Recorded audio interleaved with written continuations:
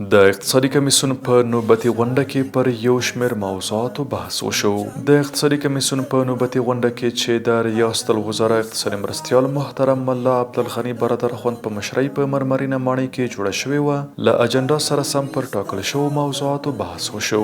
د غونډې ته د ډي پي ورلډ شرکت د شرطپاڼې په تړاو، متحده عربي اماراتو ته د افغانستان اسلامي امارت د پلاوي کاري راپور، د کاسازر پروژې په اړه د افغانستان برېښنا شرکت د ټاکل شوي پلاوي راپور، د افغان ترانس پروژې په تړاو د ټولګټو وزارت د اوسپنې پټلۍ معاینیت راپور، د مناګي برېښنا بند په تړاو د افغانستان برېښنا شرکت راپور، د جواز سیر او لایسنس الکترونیکي کولو طرح او یو شمېر نور اقتصادي موضوعات وړاندې شول.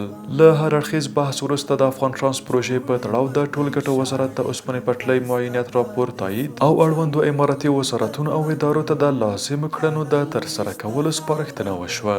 د یادو نورو موضوعاتو په اړه هم له مفصل بحث وروسته لازم تصامیم ونیول شول.